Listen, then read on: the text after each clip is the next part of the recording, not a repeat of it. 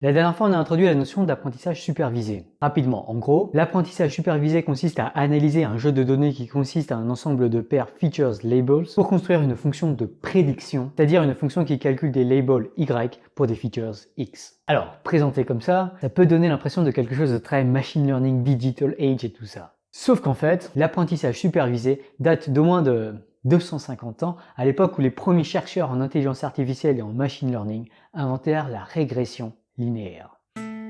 En ce sens, le premier chercheur en IA de l'histoire pourrait être un certain Roger Joseph Boscovich, autour de 1755, pour interpréter des mesures géographiques. Les détails importent peu. Toujours est-il que Boscovich s'est retrouvé avec une dimension de features, une dimension de labels et plein de points dans cet espace. Sauf que Boscovich savait que les labels de ces données étaient des mesures empiriques et étaient donc nécessairement imprécises. Il postula alors que ces mesures étaient erronées et chercha à décrire les données comme devant être sur une droite avec des erreurs de mesure verticales qui éloignent les données de la droite. À la fin du XVIIIe siècle, le géant Pierre-Simon Laplace formalisera les intuitions géométriques de Boscovich, définissant ainsi la méthode de moindre déviation absolue ou Least Absolute Deviation pour trouver une régularité dans les données.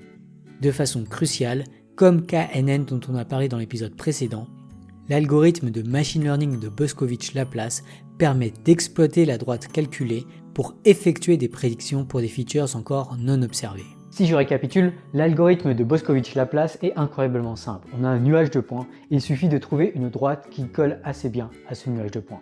Et on utilise ensuite cette droite pour effectuer des prédictions. On parle alors de régression linéaire puisqu'on ramène la complexité d'un nuage de points à la simplicité d'une droite linéaire. Or, une droite, en fait, c'est un ensemble de deux paramètres qui décrivent d'un côté l'inclinaison de la droite, que l'on appelle sa pente, et de l'autre côté sa hauteur, que l'on appelle son ordonnée à l'origine. Oui, ce sont les a et b de l'équation y est égal à ax plus b. Ainsi, la régression linéaire, c'est résumer tout un jeu de données à seulement deux nombres. Pas mal, hein? Alors dit comme ça, la régression linéaire, ça paraît simple. Et pourtant, déjà avec ce cas simpliste, ce n'est pas si simple. Au début des années 1800, Legendre et Gauss proposèrent une approche alternative pour calculer une bonne droite qui traverse un nuage de points. Et ils montrèrent que leur approche était optimale si l'on cherche à minimiser la somme des carrés des erreurs. Et c'est pour ça que l'algorithme de Legendre-Gauss est aujourd'hui davantage connu sous le nom de méthode des moindres carrés. Mais du coup, on a deux façons différentes de tracer une droite à travers un nuage de points. D'un côté, il y a les moindres déviations de Boscovich-Laplace, et de l'autre, on a les moindres carrés de Legendre-Gauss. Laquelle des deux approches est la meilleure? Est-ce qu'il vaut mieux minimiser la somme des erreurs ou la somme des carrés des erreurs? J'aime bien cette question parce qu'elle est en fait incroyablement profonde et il y aurait tellement de choses à dire à ce sujet. Mais comme j'ai déjà beaucoup de choses à vous dire aujourd'hui, je vais laisser cette question en suspens et je vais vous laisser y réfléchir. Sachant que personnellement, je pense que la bonne réponse est bayésienne. Je dis ça, je dis rien. Toujours est-il qu'aujourd'hui, à l'école ou à l'université, on n'enseigne qu'une seule de ces deux méthodes, à savoir la méthode des moindres carrés de Legendre-Gauss. Et on a tendance à complètement ignorer les moindres déviations de Boscovich-Laplace. Et tout ça de façon amusante, surtout à cause de Laplace et son théorème central limite. Bon, je vais laisser ça de côté. En fait, aujourd'hui, la quasi-totalité de la communauté scientifique utilise la méthode des moindres carrés de Legendre-Gauss pour déterminer des relations entre des variables comme PV égale NRT, ou disons la manière dont l'ancienneté et la productivité d'un youtubeur scientifique affectent son nombre d'abonnés. Les moindres carrés de Legendre-Gauss sont particulièrement utilisés pour calculer la corrélation entre des features et des labels.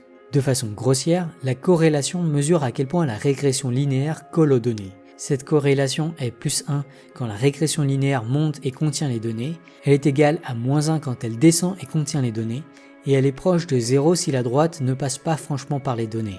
Et d'ailleurs ça montre les limites du concept de corrélation. Vous connaissez sans doute le dicton qui dit que corrélation n'implique pas causalité. Et si ce n'est pas le cas, je vous recommande vivement cette vidéo de la statistique expliquée à mon chat. Mais un dicton moins connu est celui qui dit que causalité n'implique pas corrélation. Par exemple, imaginons le label y est égal à e puissance x. Alors y est clairement causé par x puisqu'on l'obtient via un calcul déterministe. Mais pour x entre 0 et 100, la corrélation est inférieure à 30%. Et je ne parle pas du cas où x implique y de façon non monotone. Bref, la corrélation a beaucoup de limites et on lui fait souvent dire des choses qu'elle ne dit pas. Ce qu'elle mesure vraiment, c'est la performance de la régression linéaire pour décrire un nuage de points. Et c'est déjà pas si mal, ça permet de donner une idée d'à quel point on peut faire confiance à la régression linéaire pour prédire des labels étant donné des features. En effet, il y a une autre façon intéressante et souvent utilisée d'interpréter la corrélation, ou plutôt le carré de la corrélation R carré, aussi appelé coefficient de détermination. En effet, regardons les erreurs de la régression linéaire et comparons-les aux variations des labels, indépendamment de tout lien avec les features. On peut montrer que les erreurs de la régression linéaire sont toujours moins grandes que les variations des labels. Ça revient à dire qu'avec la régression linéaire, on a diminué notre incertitude quant aux valeurs des labels. Eh bien, R carré est essentiellement cela. Il s'agit de 1 moins le rapport des erreurs moyennes par les variations des labels, ce que l'on interprète souvent comme étant la proportion de la variance des labels que l'on parvient à expliquer à l'aide de la régression linéaire. En gros, quand R carré est égal à 1, alors la régression linéaire explique entièrement le lien entre les features et les labels, mais si R carré est à peu près égal à 0, alors la régression linéaire n'apporte rien. Ainsi, R carré est un bon indicateur de la validité de la régression linéaire.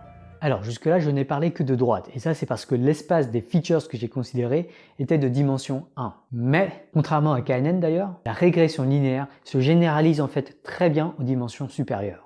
Ainsi, si l'espace des features est de dimension 2, c'est-à-dire si on cherche à prédire le label Y à partir de deux features x1 et x2, alors on pourra représenter les données par des points dans un espace de dimension 3, et la régression linéaire consiste à trouver le plan qui colle le mieux au nuage de points de cet espace. Plus généralement, si l'espace des features est de dimension D, alors la régression linéaire sera le calcul d'un hyperplan de dimension D à l'intérieur d'un espace de dimension D plus 1, où la D plus unième dimension est celle des labels. Alors, ça peut faire peur dit comme ça, un hyperplan de dimension D, mais de la même manière qu'on peut représenter une droite par deux nombres, on peut représenter un plan par trois nombres et un hyperplan de dimension D par D plus un nombre. D'un point de vue calculatoire, la régression linéaire pour un espace de features de dimension D correspond simplement à résumer tout un jeu de données par le calcul de D plus un nombre. Et le truc génial, c'est que Legendre et Gauss nous ont décrit un algorithme, c'est-à-dire qu'ils ont décrit les étapes de calcul nécessaires pour calculer ces D plus un nombre. Bref, la régression linéaire, c'est un outil de calcul puissant qui est très utilisé aujourd'hui. Et là, vous allez me dire, mais du coup, pourquoi est-ce qu'on a besoin de réseaux de neurones? Eh bien, le problème de la régression linéaire, c'est qu'elle ne décrit que des relations linéaires. Sauf que beaucoup de relations entre features et labels ne sont pas linéaires. À commencer par le cas où les labels ne sont pas des nombres, mais par exemple des like-dislike, ou par exemple des spam-pas-spam, ou par exemple pour faire de la reconnaissance d'objets. À ce moment-là, pour quand même exploiter les structures linéaires qui ont le bon goût d'être simples à conceptualiser et à calculer, on peut chercher à essayer de coller un peu à la régression linéaire. Par exemple, au lieu de considérer juste des like et dislike, on peut créer artificiellement des échelles plus ou moins like-dislike. Malheureusement, les données seront toujours tout en haut ou tout en bas de cette échelle. Et du coup, faire passer une droite par ce nuage de points, ça risque fort de ne pas franchement le faire. Mais ce que l'on peut faire, c'est une presque droite, ou plus exactement, on va calculer un point de rupture et broder autour de ce point de rupture, soit à l'aide d'une jolie courbe en S, soit à l'aide de morceaux de droite. Prenons le cas où l'espace des features est de dimension 2 pour mieux visualiser ce point de rupture. Dans ce cas, le point de rupture ne sera pas un point, mais une droite. La couture se fera alors dans la direction perpendiculaire à la droite. Et pour des features de dimension D, le point de rupture sera maintenant un hyperplan de dimension D-1 avec là encore une couture dans la direction perpendiculaire. Ce qu'on a construit là, ce sont des classifieurs linéaires. Alors, en fonction de la couture utilisée pour coller les différents bouts, on utilise différents noms. Pour la jolie couture en forme de S, on parle de régression logistique, et dans le cas des morceaux de droite, on parle de SVM pour Support Vector Machine. Mais les détails importent peu. Ce qui est intéressant de voir, c'est que, un peu comme pour la régression linéaire, les classifieurs linéaires pour un espace des features de dimension D peuvent être décrits par des nombres. Mieux encore, il existe des algorithmes efficaces à qui vous pouvez donner tout un jeu de données et qui calculeront automatiquement et rapidement les dénombres de la classification linéaire. Et de nos jours, ces classifications linéaires sont très utilisées. Typiquement, l'une des premières très grosses applications de la classification linéaire était la classification des emails en spam, pas spam. Mais ces classifications linéaires ont aussi leurs limites, et je vais finir avec une petite image à l'écran. Ça, c'est ce que l'on appelle le OU exclusif, ou XOR, et pendant longtemps, c'était l'argument conclusif contre les méthodes linéaires, y compris la classification linéaire. Ou pas. Je vous laisse y réfléchir. La dernière fois, on a parlé de notre premier algorithme de machine learning qui a été KNN, et Samson Goriaco fait remarquer qu'il y a en fait des hypothèses que j'ai oublié d'expliciter pour que le théorème de Cover et Hart s'applique. En particulier, il faut que la loi de probabilité des données soit une combinaison de Dirac et de distribution absolument continue par rapport à la métrique de l'espace. En particulier, il faut que ce lemme finisse par être vérifié, à savoir que si vous avez une donnée qui est tirée selon la loi de probabilité, alors avec probabilité 1, en tirant plein d'autres données, vous finirez par avoir une suite de données qui vont se rapprocher de la donnée que vous aviez tirée initialement. Renaud Girosauver se demande s'il n'est pas possible d'améliorer la complexité en temps de l'algorithme KNN. Est-ce qu'il est possible de faire une prédiction finalement très rapide en un temps qui ne dépend pas énormément de la taille des données collectées? C'est une question très intéressante, d'ailleurs je me la suis posée en préparant notamment la vidéo de la semaine dernière. Il se trouve que si la dimension des features est égale à 1 ou à 2, la réponse est oui, on est capable d'avoir des algorithmes très rapides pour faire la prédiction de KNN. Malheureusement, en dimension supérieure, il semble que la réponse soit non. À ma connaissance, c'est encore une question ouverte, mais d'après ce post sur Stack Exchange, il semblerait que résoudre ce problème en temps sous-linéaire correspondrait à résoudre le problème de la satisfaisabilité en temps inférieur à 2 puissance n. Aujourd'hui, la plupart des informaticiens pensent que c'est pas possible. Bref, on n'a pas prouvé que c'était impossible de voir un algorithme en temps sous-linéaire pour appliquer KNN, mais j'ai envie de dire que a priori la réponse est non. En particulier si vous arrivez à prouver que la réponse est oui pour toute dimension, alors je pense qu'un prix Turing vous attend. Le prix Turing, pour ceux qui ne connaissent pas, c'est l'équivalent du prix Nobel pour l'informatique. Dans la vidéo précédente, on avait vu que le gros problème de KNN était le fait que la complexité d'échantillonnage de KNN était très grande. En fait, la complexité d'échantillonnage semble grandir de façon exponentielle avec la dimension, et ça c'est très mauvais. Comme l'expliquent Sof Sao H et Emmanuel Jacob, c'est ce que l'on appelle la malédiction de la dimension, ou encore le fléau de la dimension. C'est le fait que les espaces de grande dimension se comportent pas forcément comme les espaces de dimension plus petites que l'on connaît bien. C'est pour ça qu'il faut faire vraiment très gaffe en machine learning. Il y a souvent des idées qu'on peut avoir qui marchent en petite dimension, mais il faut absolument voir comment ça marche quand la dimension de l'espace grandit, et en particulier si la complexité du problème grandit de façon exponentielle, c'est pas bon. Alors Ami de Riche se demande du coup s'il n'est pas possible de réduire à la main la dimension de l'espace en enlevant certaines dimensions peu pertinentes comme ça à la main. C'est vraiment pas facile, et a priori de façon générale, si vous écartez comme ça des dimensions, a priori vous perdez de l'information, et il est possible que l'information utile pour effectuer des prédictions disparaisse lorsqu'on enlève des dimensions. Anolia fait alors remarquer qu'il y a une méthode qui s'appelle l'analyse par composante principale, Principal Component Analysis en anglais, ou qu'on appelle aussi PCA. Il y a aussi une variante de PCA qui s'appelle Singular Value Decomposition, ou SVD. En gros, l'idée de ces approches, c'est d'essayer d'enlever les dimensions qui semblent pas pertinentes de façon automatique, de détecter automatiquement les dimensions dans lesquelles en fait il y a peu de variation des données, pour essayer d'orienter l'espace pour regarder uniquement les dimensions sur lesquelles il y a de fortes variations dans les données. Alors en effet, ces méthodes sont vraiment géniales, marchent vraiment très bien, mais elles ont aussi leurs limites, et on en reparlera dans des prochaines vidéos. Je vous ai compris, se demande s'il ne serait pas possible de choisir un petit peu plus à la main, de choisir quels sont les features qui en fait sont pertinents à la prédiction.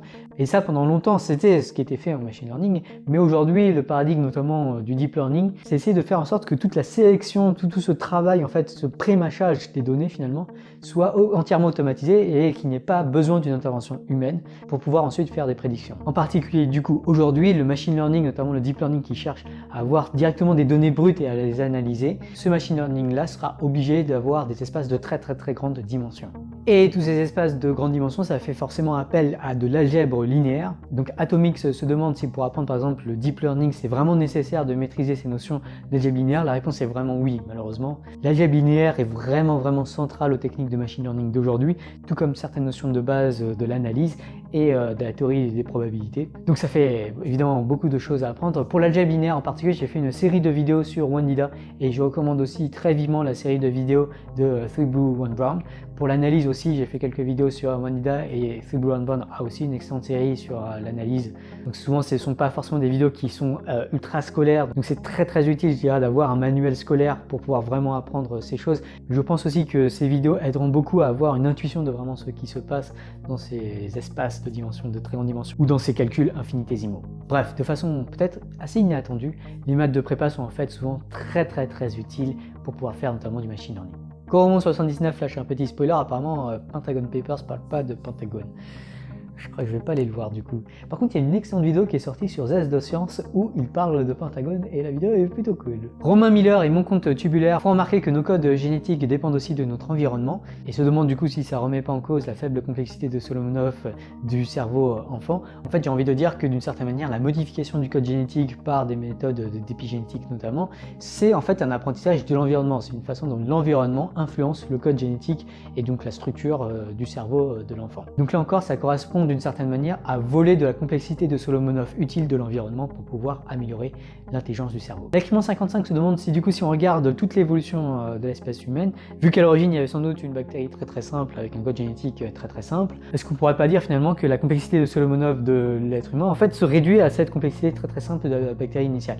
Et la réponse est non, parce que en fait dans ce processus de sélection au cours de l'évolution, il y a eu beaucoup d'influence de l'environnement et d'une certaine manière beaucoup de machine learning sur les codes génétiques des espèces vivantes qui a eu lieu. Et d'ailleurs ce processus de sélection naturelle, c'est quelque chose qui avait été proposé par Turing dans son papier de 1950 pour pouvoir sélectionner les meilleurs learning machines initiales, c'est-à-dire les meilleurs cerveaux enfants. Plus généralement, les parallèles entre l'informatique théorique et la biologie en fait sont très nombreux. Et d'ailleurs, j'en avais parlé à TEDxSaclay et la vidéo de TEDxSaclay est sortie récemment, donc je vous conseille d'aller voir. C'est sur les algorithmes du vivant et notamment ça parle des grandes idées d'Alan Turing, de John von Neumann et de Solomonov qui ont des conséquences majeures sur la biologie.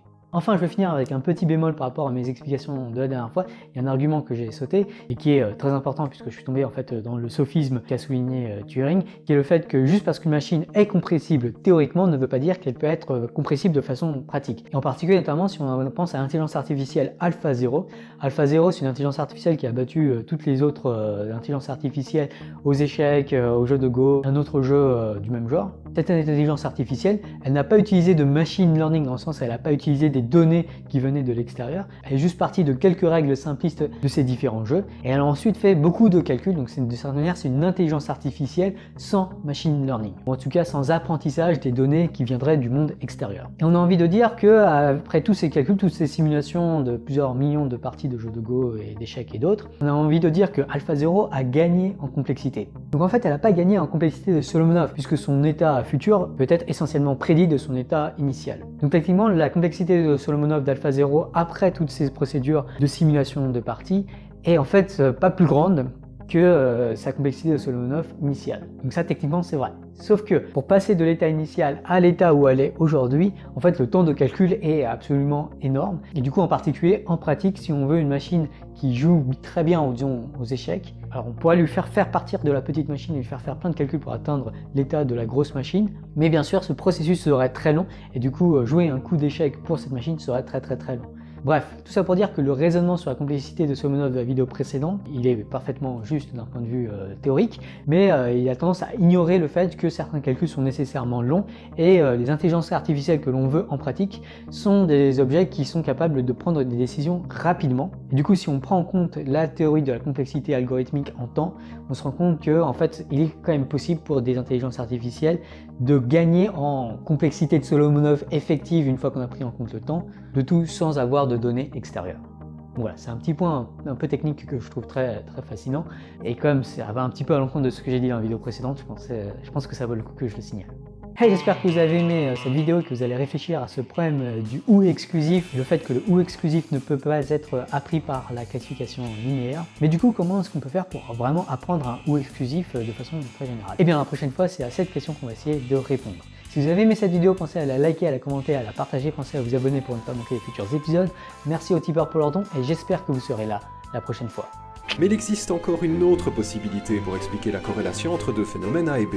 Il se peut que ni A ni B ne soit la conséquence de l'autre, mais bien qu'un troisième phénomène, appelons-le sobrement C, soit la cause à la fois de A et de B. The philosophy of SVM here is to compute a consistent linear classifier that maximizes the distance between the separating hyperplane and the data point.